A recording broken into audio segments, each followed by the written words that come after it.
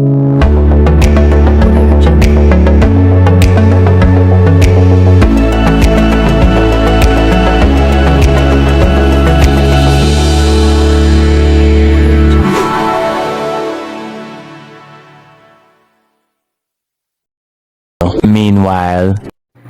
magandang hapon mga joggers sa Ranger Vlogs. Nandito tayo ngayon sa may likod ng SM Grandstand sa may loob ng El Bustamante Street, Caloocan Avenue.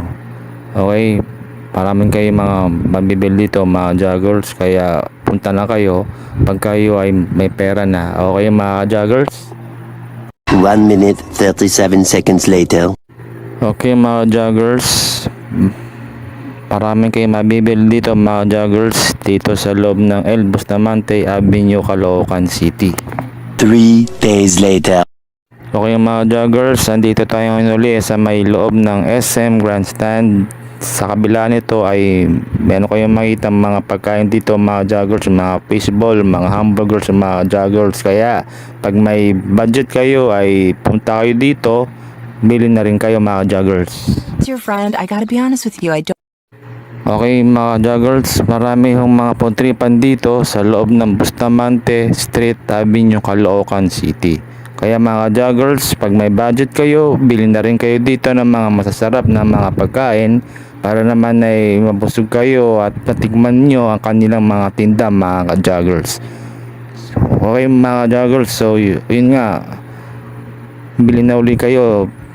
Kung may pera kayo mga joggers para mabusog kayo, bili kayo dito sa loob ng El Bustamante Street, Caloocan Avenue mga joggers, para matikman nyo ang kanilang mga pagkain at saka ang kanilang mga tinda mga joggers. Masasarap po dito ang kanilang mga pagkain mga joggers.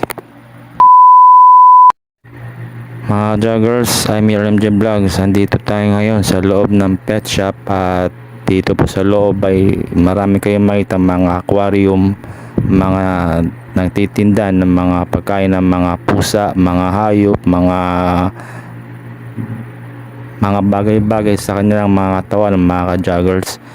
Mura po dito at depende po sa presyo mga joggers. Pag may budget kayo, punta na po kayo dito para kayo ay makabili ng mga magagandang mga items sa mga joggers.